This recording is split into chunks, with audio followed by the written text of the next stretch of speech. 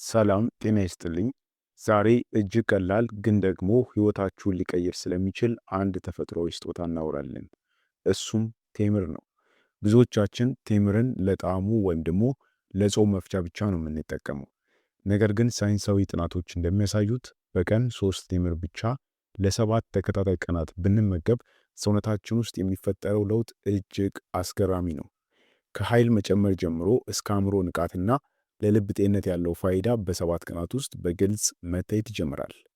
በዚህ ቪዲዮ ውስጥም በ7ቱ ቀናት ውስጥ በውስጣዊ ጤንነታችሁና በውጫዊ ገጽታችሁ ላይ የሚታዩትን 5 ዋና ዋና ለውጦች በዝርዝር እንመለከታለን። በተለይ 5ኛው ለውጥ ለብዙዎቻችሁ አዲስ ሊሆን ይችላል። ስለሆነም እስከ ቪዲዮ መጨረሻ አብራችሁን ቆዩ። አንደኛውና የመጀመሪያው ተፈጥሯዊ የኃይል ምንጫችን ይጨምራል። የመጀመሪያውና በ7 ቀናት ውስጥ በግልጽ የሚታየው ለውጥ የሰውነት የኃይል መጠን መጨመር ነው። ብዙዎቻችን ከሰዓት በኋላ የመድከም፣ የማንቀላፋት ወይንም ስራ ለመስራት የመሰልቸት ስሜት ያጋጥመናል። ይህ ለምን መሰላችሁ?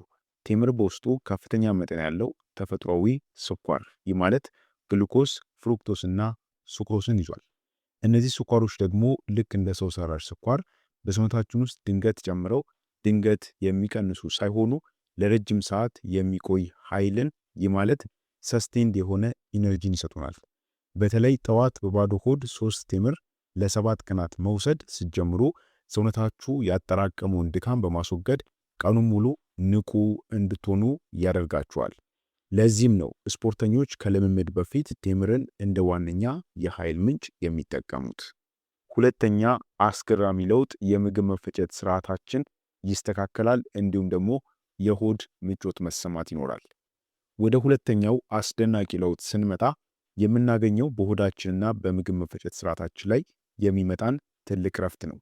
ብዙዎቻችን የሆድ ድርቀት ወይም ደግሞ የምግብ አለመፈጨት ስሜት ሲያጋጥመን ለቀኑ መበላሸት ምክንያት እንደሚሆን እናውቃለን። ቴምር ታዲያ ለዚህ ችግር ተፈጥሯዊ መፍትሄ ነው። በውስጡ ያለው ከፍተኛ የፋይበር መጠን እንደ መጥረጊያ ሆኖ አንጀታችንን ያጸደዋል። ለ7 ቀናትም በቀን 3 ቴምር መውሰድ በአንጀታችን ውስጥ ያለው የምግብ ዝውውር እንዲፋጠንና ስርዓቱም የተጠበቀ እንዲሆን ያደርገዋል። ይህም ማለት ደግሞ የሆድ መነፋትና ድርቀት እየቀነሰ መጥቶ በ7ኛው ቀን አካባቢ ሆዳችሁ ላይ ትልቅ ቅልጥፍና እንዲሁም ደግሞ ምቾት መሰማት ይጀምራል ማለት ነው። ይህም ሰውነታችሁ ከምግብ ውስጥ የሚገኙ ጠቃሚ ንጥረ ነገሮችን በቀላሉ እንዲመጥ ይረዳዋል። በአጭሩ ቴምር የሆዳችን ስራ በሰዓቱና በስርዓቱ እንዲከናወን የሚያደርግ ተፈጥሯዊ ኢንጂነር ነው። ሶስተኛ የሚገኘው ወይም ደግሞ የምናገኘው ለውጥ የደም ማነስን መከላከልና የአይረን መጠን መጨመር ነው። ሶስተኛውና በ7 ቀናት ውስጥ በሰውነታችሁ ውስጥ የሚፈጠረው ትልቅ ለውጥ የደም ማነስ የመከላከልና እንዲሁም የደም ጥራትን የማሻሻል ብቃት ነው። ብዙዎቻችን የደም ማነስ ሲኖርብን ቆዳችን የመገርጣት፣ የልብ ትርታ መጨመር እናም የድካም ስሜት ይስተዋልብናል። ቴምር ደግሞ በተፈጥሮ እጅግ ከፍተኛ የሆነ የአይረን ወይም ደግሞ የብረት መጠን ክምችት ያለው ፍራፍሬ ነው። ለ7 ተከታታይ ቀናትም በቀን 3 ቴምር መውሰድ ስትጀምሩ በደማችሁ ውስጥ ያለው የሄሞግሎቢን መጠን እንዲጨምር ትልቅ የሆነ ግፊት ያደርጋል። ይህ ማለት ደግሞ ደማችሁ ወደ ተለያዩ የሰውነት ክፍሎችና ወደ አንጎላችሁ በቂ ኦክሲጅን እንዲደርስ ይረዳዋል ማለት ነው። በ7ኛው ቀን አካባቢም ቆዳችሁ ላይ ይበልጥ ጤናማ የሆነ ቀለምና ብሩህነት መታየት ይጀምራል። እንዲሁም ድንገት ስትነሱ የሚሰማችሁ የራስ ማዞር ወይም ደግሞ የድካም ስሜት እየጠፋ ይሄዳል ማለት ነው። በአጭሩ ቴምር ደማችሁን የሚያድስና ኃይል የሚሰጣችሁ ተፈጥሯዊ የደም ማሟያ ወይም ደግሞ ናቹራል ሰፕሊመንት ነው። አራተኛውና ትልቁ ለውጥ የአእምሮ ንቃትና የማስታወስ ችሎታ መጨመር ነው። አራተኛው ለውጥ ደግሞ የሚታየው በአስተሳሰባችሁና በአእምሮአችሁ ንቃት ላይ ይሆናል። ብዙ ጊዜ ትኩረት የማጣት ወይም ደግሞ ነገሮችን ቶሎ የመርሳት ችግር ያጋጥመናል። ቴምር ለዚህ መፍትሄ የሚሆኑ ቫይታሚን B6 እና እንዲሁም የተለያዩ አንቲኦክሲደንቶችን በውስጡ ይዟል።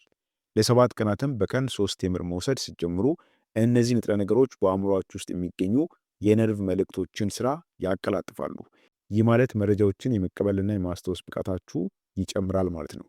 በተለይ በ7ኛው ቀን አካባቢ በስራችሁም ሆነ እንዲሁም ደግሞ በትምህርታችሁ ላይ የምታዩት የትኩረት መጠን ከበፊቱ የተሻለ መሆኑን ታስተውላላችሁ።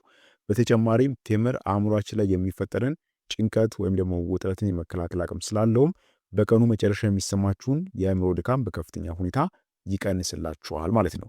በአጭሩ ቴምር ለአእምሯችሁ የሚሰጥ ተፈጥሯዊ ነዳጅ ነው ማለት እንችላለን።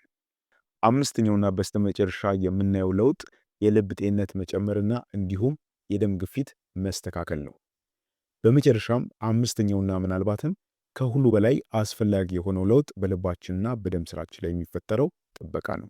ብዙዎቻችን ስለ ልብ ጤንነት ስናስብ የምንጨነቀው በእድሜ ስንገፋ ይመስለናል። ነገር ግን ጥበቃው መጀመር ያለበት ዛሬ ነው። ቴምር በውስጡ ከፍተኛ የፖታሺየም መጠን የያዘ ሲሆን በአንጻሩ ደግሞ የሶዲየም መጠኑ በጣም ዝቅተኛ ነው። ይህም ስብጥር ለልባችን እጅግ ተስማሚ ነው። ለ7 ተከታታይ ቀናትም በቀን 3 ቴምር መውሰድ ጀምሩ። ፖታሺየሙ የደም ስሮችን በማዝናናት የደም ግፊትን እንዲስተካከል ይረዳል። በተጨማሪም ደግሞ ቴምር በደም ውስጥ ያለውን መጥፎ ኮሌስትሮል ወይም ደግሞ ኤልዲኤልን የመቀነስ አቅም ስላለውም የልብ ስሮች እንዳይጠቡና ለተለያዩም የልብ ህመሞች እንዳንጋለጥ ይከላከላል ማለት ነው። በሰባተኛው ቀን ላይም በሰውነታችን ውስጥ ያለው የደም ዝውውር ስርዓት ይበልጥ ጤናማና እንዲሁም የተስተካከለ ይሆናል። በአጭሩ ቴምር መመገብ ማለት ለልባችሁ በየቀኑ የምታበረክቱት ተፈጥሯዊ ስጦታ ነው ማለት ይቻላል። እንግዲህ ተመልካቾቼ በቀን 3 ቴምር ብቻ ለ7 ቀናት መመገብ በሰውነታችሁ ላይ የሚያመጣው ለውጥ ይህንን ይመስላል። ከኃይል መጨመር ጀምሮ እስከ ልብ ጤንነትና እንዲሁም ደግሞ አእምሮ ንቃት ድረስ ያሉ ጥቅሞች ቴምርን ተፈጥሯዊ ድንቅ ምግብ ያደርጉታል። አስታውሱ፣ ጤና የሚገነባው በትናንሽ ግን ደግሞ ቋሚ በሆኑ ልምዶች ነው። ዛሬውኑ 3 ቴምር መመገብ ጀምሩና ከ7 ቀናት በኋላ የሚሰማችሁ ለውጥ መታችሁ እዚህ ቪዲዮ ስር በኮሜንት አስቀምጡልኝ። ይህ መረጃ ጠቃሚ ሆኖ ካገኛችሁት ለወዳጅ ዘመዶቻችሁ እንዲደርስ ሼር ማድረጋችሁን አትርሱ። አዲስም ከሆናችሁ ጠቃሚ ቻናል ነውና ሰብስክራይብ እያደረጋችሁ ቤተሰብ ሁኑ። ለዛሬ በዚያ በቃው። በቀጣይ አስተማሪ የጤና ቪዲዮ እስክንገናኝ በጤና ቆዩልኝ። ቸር ሰንብቱ።